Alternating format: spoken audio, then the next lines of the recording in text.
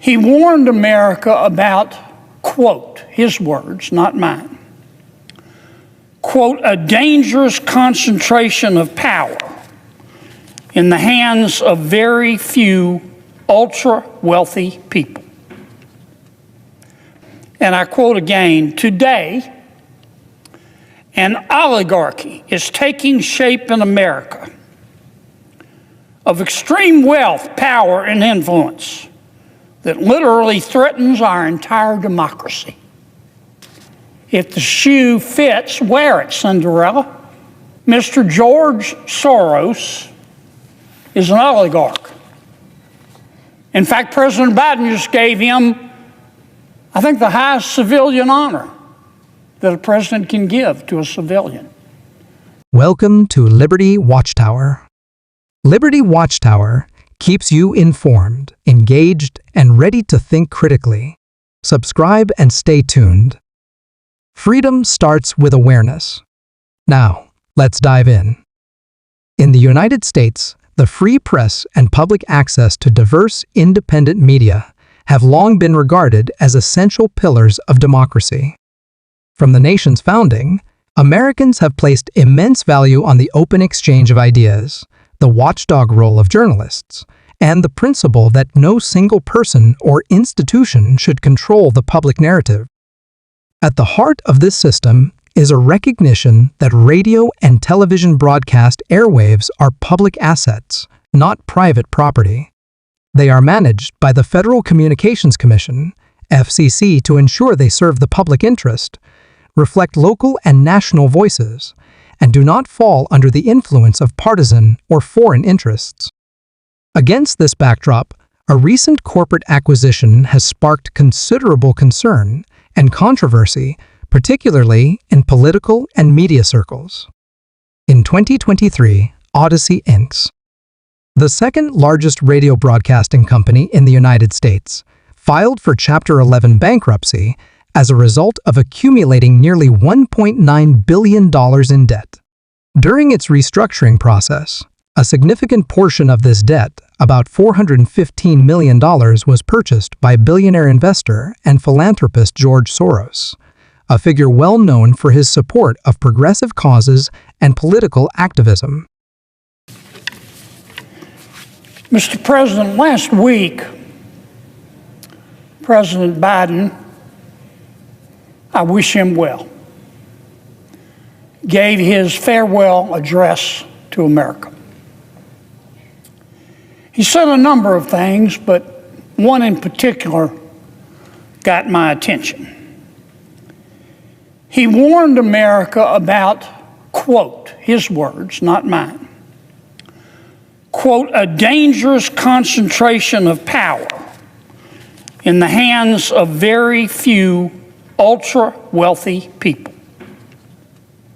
President Biden went on to say, and I quote again, today, an oligarchy is taking shape in America of extreme wealth, power, and influence that literally threatens our entire democracy,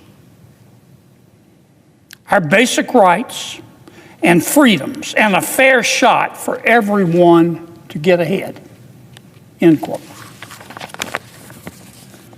Now, I don't know who President Biden was talking about, but I know one particular circumstance about which I'm going to speak that fits his warning. Again, I don't know if the circumstance I'm about to describe is what President Biden meant, but if the shoe fits, wear it, Cinderella. Let me cut to the chase. Mr. George Soros is an oligarch. He's one of the wealthiest people in the world. He's a friend of President Biden's. Nothing wrong with that. In fact, President Biden just gave him, I think, the highest civilian honor that a president can give to a civilian, the Presidential Medal of Freedom. Mr. George Soros is buying WWL-AM radio in New Orleans. Let me say that again. That may not mean much to you, Mr. President, but it means a lot to my people in Louisiana. Mr. George Soros is buying WWL-AM radio in New Orleans. WWL-AM radio is practically an institution in my state. It's been around since 1922. 1922. Over 100 years. It's a clear channel. It's what the communications experts call a clear channel Class A station. Its transmitter power output is about 50,000 watts. That's a lot, folks. That's the maximum for commercial AM stations in the United States. It's the lead station on the New Orleans Saints radio network. It's an important station. And Mr. George Soros is buying it. Now, what does that mean, and how did this happen?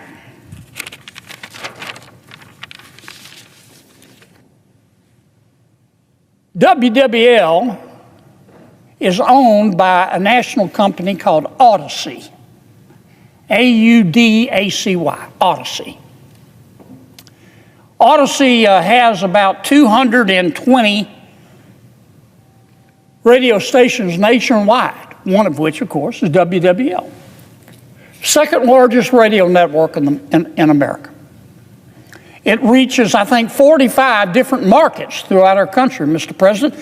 165 million Americans. It's huge. Audacy borrowed too much money. They took on too much debt.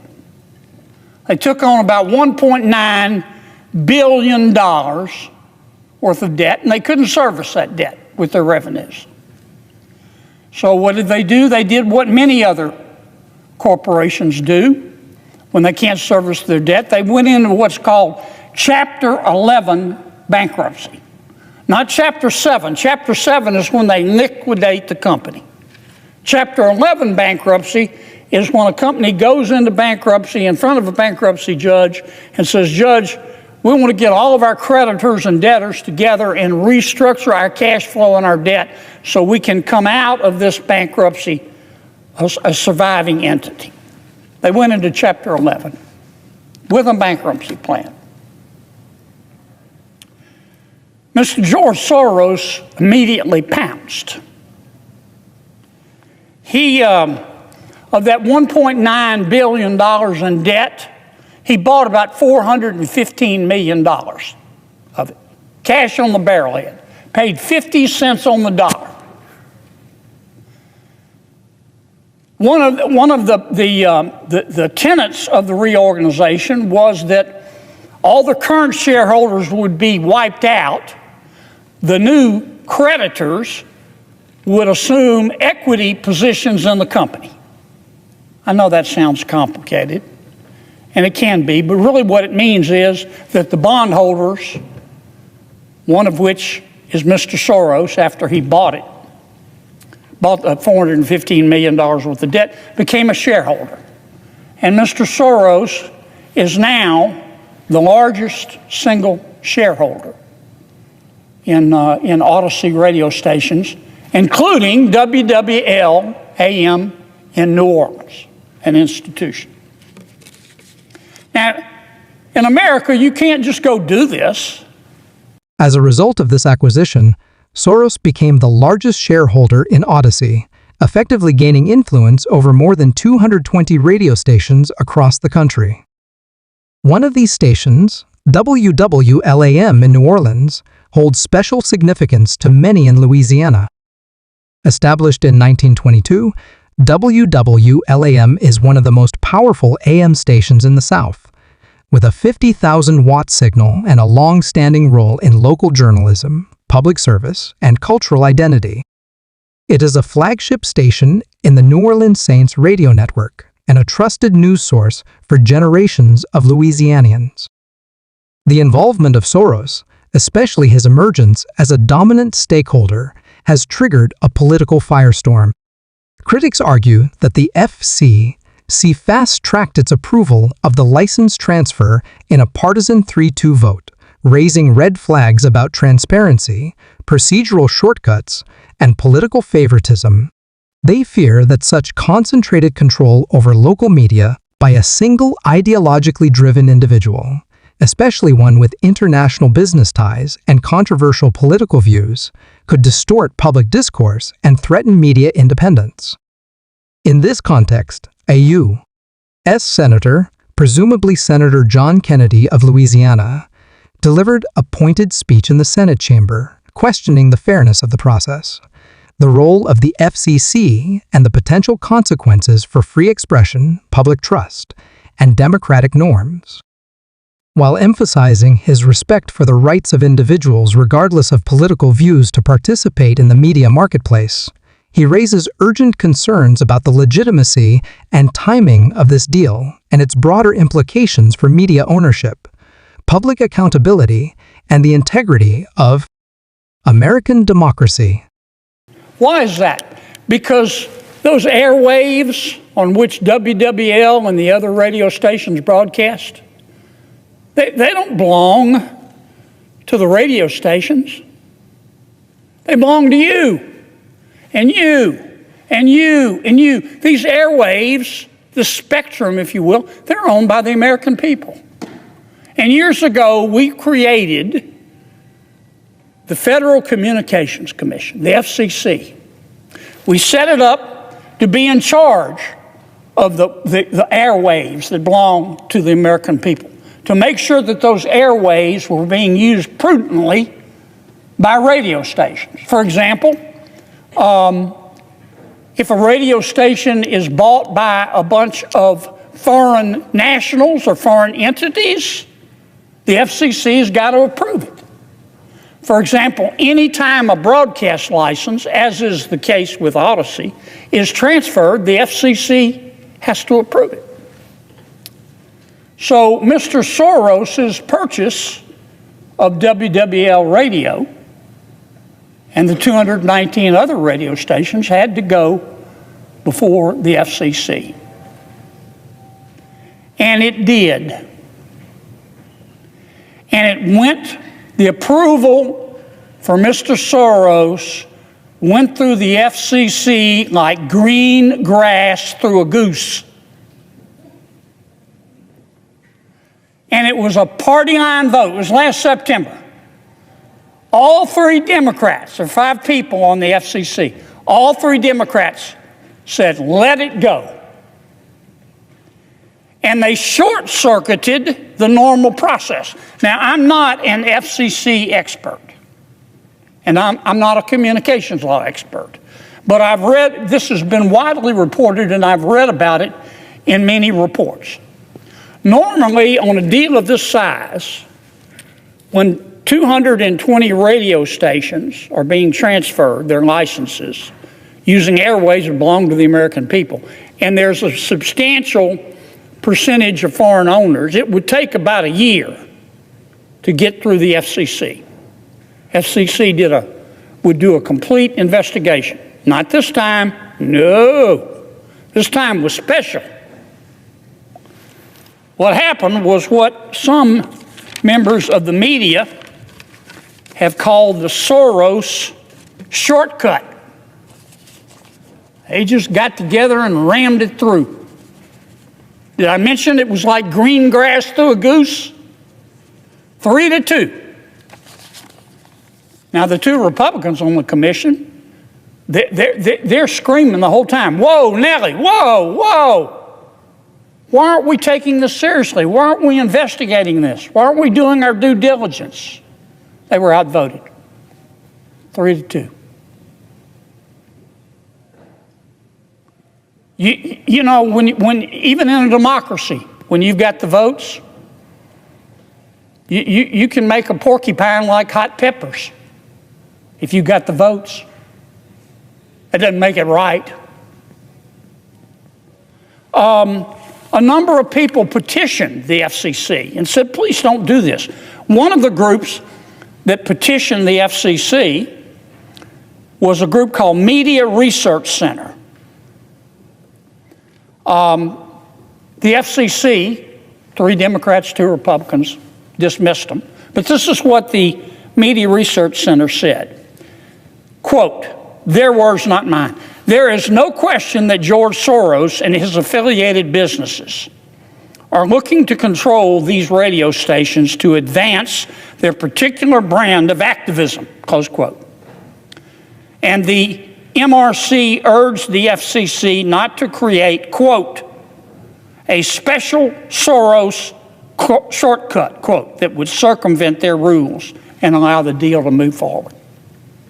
It did it anyway.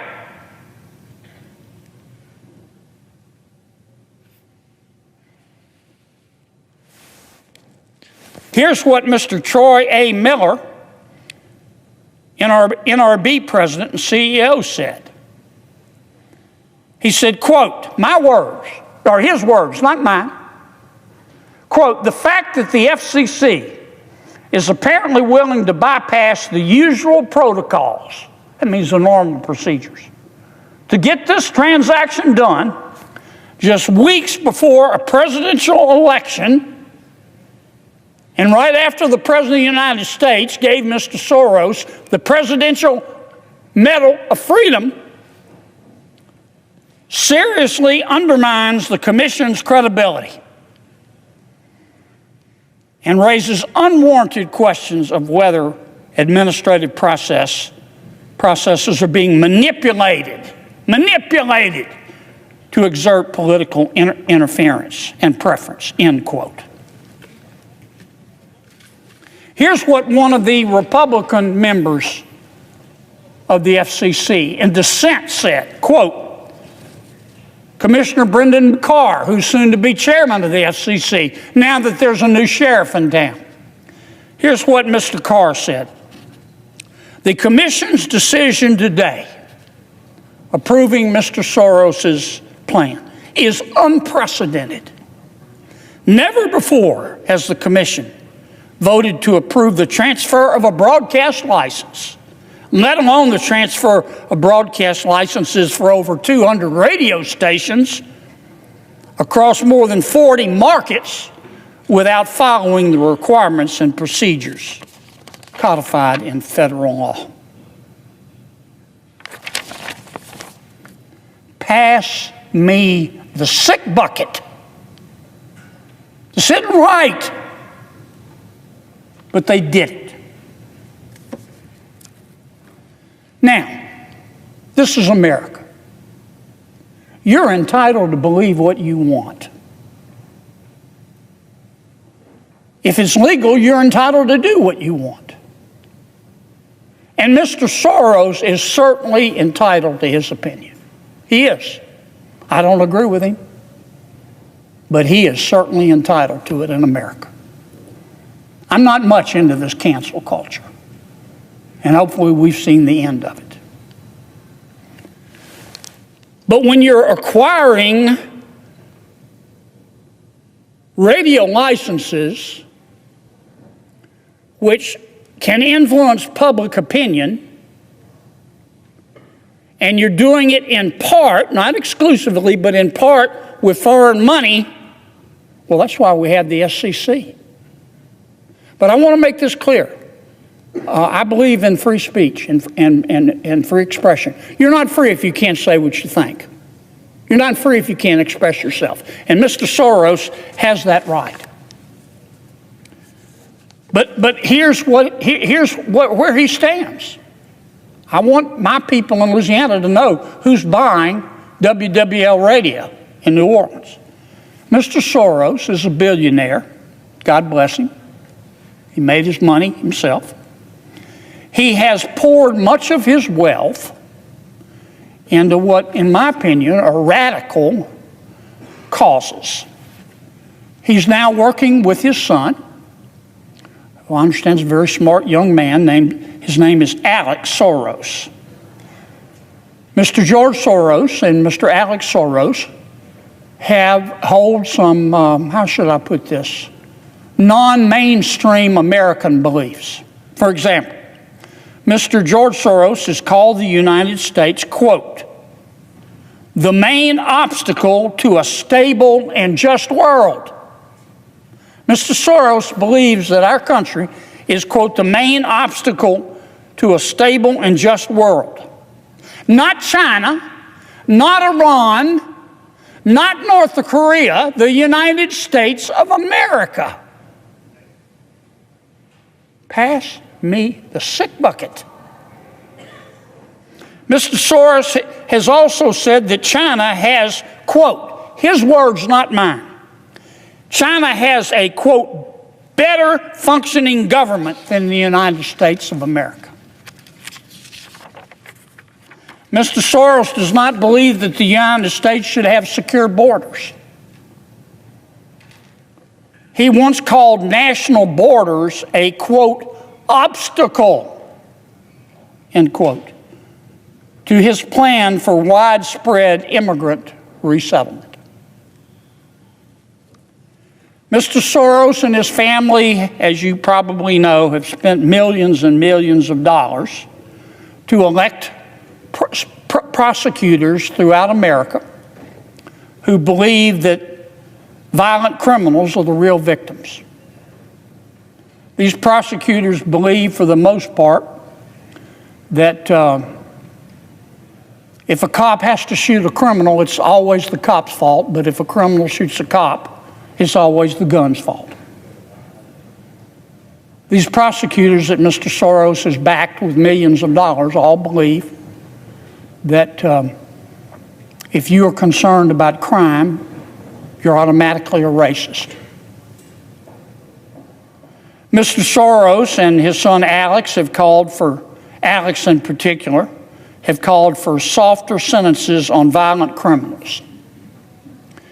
This is what he has said. I'm quoting his words, not mine. But if we are serious, Mr. Alex Soros said, but if we are serious about ending mass incarceration, we must also rethink our response to crimes that are more serious, including violent ones. Even those who have been victims of violence increasingly do not believe in long-term prison sentences. In short, Mr. Soros, both George and Alex, believe that America would be better off if we had open borders. They believe that if America would be better off, in my opinion, this is how I read their writings, if we ended jails and if we ran our government like the Communist Party of China. I don't agree with that. But Mr. Soros, both of them are entitled to their opinion. But my people in Louisiana are entitled to know whose opinion they're hearing on the radio. And this has not been reported once in Louisiana. Let me say it again. Mr. George Soros, through a expedited procedure, I'm trying to be even-handed here, who received the Presidential Medal of Freedom from President Biden, and who is close to President Biden and all of my Democratic colleagues, on a 3-2 vote at the FCC, has been able to buy over 200 radio stations throughout America, including WWL radio. And I want my people to know about it. And I want to make sure that it was done legally. I'm not saying it wasn't done legally. I am saying that it looks funny. Not funny, ha-ha. It looks weird the way this was done. It has the aroma of politics. And I hope the new FCC revisits this issue. These licenses and these airwaves do not belong to me or the FCC or to Audacy or to WWL. They belong to you and you, the American people. And we're supposed to make sure through our FCC, that's why God created the FCC, that these licenses are not just given to anybody.